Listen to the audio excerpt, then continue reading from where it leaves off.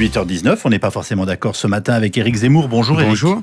C'est la rentrée des classes pour les élèves, mais aussi évidemment pour le nouveau ministre de l'Éducation nationale, Jean-Michel Blanquer. Eh oui, pour l'instant, tout va bien.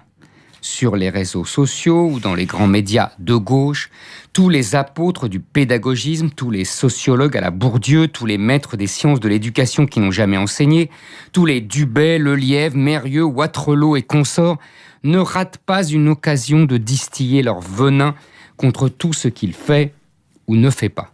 Le journal Le Monde, celui-là même qui pendant 30 ans nous a affirmé péremptoirement que le niveau monte à l'école, ne passe pas une édition sans lui taper dessus. C'est eux qui en parlent le mieux. Ils sont sa boussole sud.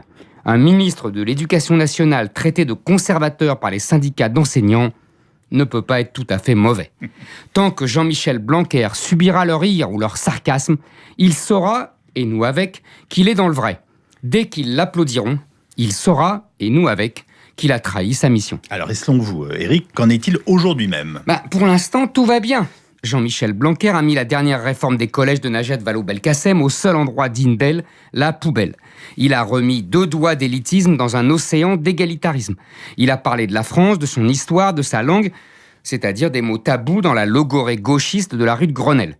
Il annonce qu'il imposera partout le grand retour de la méthode syllabique, c'est-à-dire le b.a.-ba à la papa, obligeant ses adversaires à ressortir leur vieux bobard le plus éculé. Mais voyons, on n'utilise plus la méthode globale, on mélange les deux dans une méthode mixte. Sauf que cette prétendue méthode mixte n'est que le faux-né de la méthode globale. Blanquer fait l'éloge de la culture générale et préfère les fables de La Fontaine au rap, ce qui le fera passer dans certaines officines pour un affreux raciste. Enfin, il n'a pas peur de la sélection alors que toute la politique suivie depuis 30 ans avait un principe simple: abaisser toujours plus le niveau d'exigence pour donner toujours plus de diplômes possibles. Pour l'instant, tout va bien. Notre ministre a démoli les démolisseurs et déconstruit les déconstructeurs. Reste à reconstruire sur le champ de ruines qu'ils ont laissé. Mais quel est le vrai Blanquer ? Le Blanquer qui, avec des accents à la Jules Ferry, exalte le patriotisme et l'excellence du savoir ?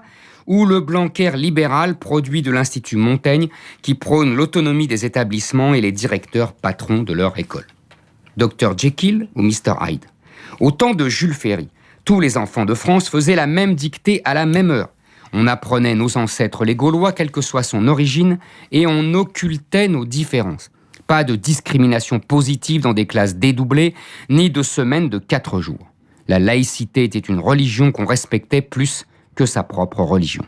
L'école n'avait pas vocation à réduire les inégalités sociales, ni encore moins les préjugés de genre, mais à répandre le savoir. Jean-Michel Blanquer sait tout cela mieux que personne. Mais est-ce possible de changer le cap du Titanic qui fonce vers l'iceberg en chantant depuis tant d'années ? Pour l'instant, tout va bien. Éric Zemmour, pour On n'est pas forcément d'accord, demain nous avons rendez-vous avec Nicolas Demenac.